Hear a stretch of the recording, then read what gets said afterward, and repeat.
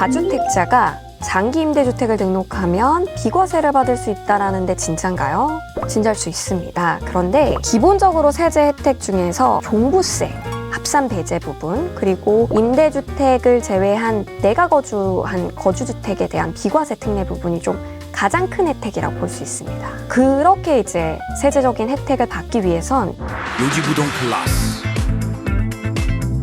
관련된 법이 너무 많아요.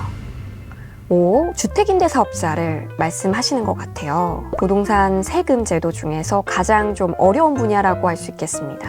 일단 왜 어렵냐? 민간임대주택에 관한 특별법, 지방세법, 소득세법, 조세에 대한 특례법 등등 우리가 염두에 둬야 되는 법률들이 너무 많다. 두 번째는 주택임대사업자에 대한 제도가 많이 개편이 되었습니다. 혜택을 줬다가 좀 축소가 됐다가 어떤 유형은 지금 현재 상태에서는 아파트에 대한 주택임대사업자는 안 되거든요. 상당히 많은 부분이 변경되다 보니까 너무 혼란스럽다. 감사합니다. 5월 기준으로는 주택임대 등록을 한다고 하면 10년, 무조건 10년 해야 돼요. 어찌됐건 세제 혜택을 위해서 주택임대사업자 등록을 하겠다라고 한다면 장기를 각오해야 된다. 다만 6월 4일부터는 단기 임대사업자가 신설이 됩니다. 세법 개정안을 통해 가지고 단기 임대사업도 이제 등록이 가능하게 되었는데요. 그것은 이제 올해 6월 4일 이후부터 등록이 가능한 부분이다. 6년짜리다라고 볼 수 있겠습니다. 어찌됐건 6년도 사실상 길죠. 그 기간 동안 임대인으로서 지켜야 될 의무가 다른 임대인보다 조금 더 빡세다. 빡세다. 기본적으로 세제 혜택 중에서 종부세, 합산 배제 부분, 그리고 임대주택을 제외한 내가 거주한 거주주택에 대한 비과세 특례 부분이 좀 가장 큰 혜택이라고 볼 수 있습니다. 세제적인 혜택을 받기 위해선 좀 여러 요건을 좀 만족을 해야 되는데요. 왜 빡세냐?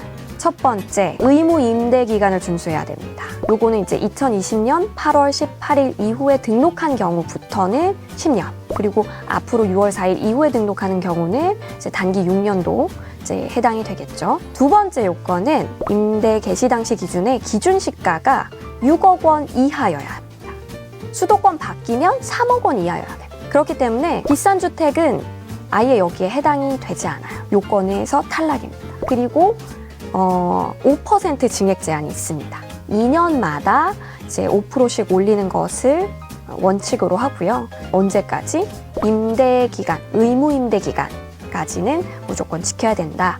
그리고 지자체에 이제 등록을 하셔야 되는 거 하나, 그리고 세무서에 또 한 번 등록을 해야 됩니다. 두 곳에 등록을 하셔야 돼요. 꼭 기억하셔야 되고, 이 부분도 상당히 중요합니다. 2018년 9월 14일 이후에 조정 대상 지역에서 신규로 취득하는 경우에라면 과세 기준일, 종부세 과세 기준일은 6월 1일이에요. 그렇기 때문에 그 6월 1일 기준으로 비조정 대상 지역일 경우에만 이 종부세 합산 배제 대상에 해당이 된다라고 볼 수 있겠습니다. 만약에 과세 기준일 시점에 보니 여전히 조정 대상 지역이더라라고 하면 합산 배제 주택에 포함되지 않습니다. 빡세다. 두 번째 이제 큰 혜택 같은 경우에는 주택임대 사업자의 거주주택에 대한 비과세 부분이 있겠는데요. 임대 사업을 하고 있는 여러 주택이 있다고 하더라도 세대원 전원이 2년 이상 거주했던 주택이 있다라고 했을 때 그 거주주택을 팔 경우 비과세를 해주는 아주 좋은 제도입니다. 이게 원래는 딱 한 번밖에 안 됐었는데 이것도 개정안을 통해서 횟수 제한은 없는 걸로. 그래서 상당히 각오를 많이 하셔야 된다. 긴 기간 5% 이내의 증액, 그리고 보증보험 가입 필수고요. 등기부 등본상 이 주택은요 주택임대사업자의 주택이에요 라는 부기 등기를 하게 되었습니다. 매번 이제 세입자가 바뀌거나 계약 갱신을 하거나 신규 계약을 체결할 때 또 계약을 이제 신고를 해야 되고요. 이거 의무가 상당히 많아서 이런 의무를 이행하지 못하는 경우에는 과태료를 부과하게 돼요. 중간에 말소하고 싶어, 나 이제 그만할래, 임대사업자 그만할래, 나 못하겠어 라고 하는 부분이 있다고 하면 기간에 따라서 내가 받았던 세제 혜택을 다 토해내고 과태료도 내고 이런 좀 역효과가 발생이 될 수 있기 때문에 주택임대사업자 등록은 진짜 신중하셔야 됩니다. 감사합니다. 주택임대사업자는 내가 사업을 하고 싶어서 먼저 뭐 주택임대 사업을 막 이렇게 여러 채를 늘리시기보다는 제일 똘똘한 한 채 매입하시고 내가 살고 싶은 주택 매입하신 다음에 늘리시기를 추천드립니다. 감사합니다. 네, 재건축 초과이익 환수제가 폭탄이 될 수 있다라고 하는데 왜죠? 그럴 수 있죠. 수억 원이 부과됐던 사례가 있거든요. 재건축 초과이익 환수 제도라는 거는요. 준공 시점의 집값이랑 조합 설립 인가 시점의 집값을 비교해서 재건축으로 달성한 집값의 상승분을 일정 부분 세금으로 내라라는 제도입니다. 1인당 초과이익이 8천만 원을 초과하면 그 금액의 최대 50%까지 재건축 재건축 부담금을 분담을 하게 됩니다. 만약 그렇게 많은 부담금을 낸다면 매매가에 그 금액이 포함되는 거 아닌가요? 그럴 수 있죠. 되게 좋은 지적이세요. 왜냐하면 결국은 이게 매가에 반영될 수밖에 없는 게요. 이 돈을 냈는데 팔 때 내가 손해보고 팔겠어요?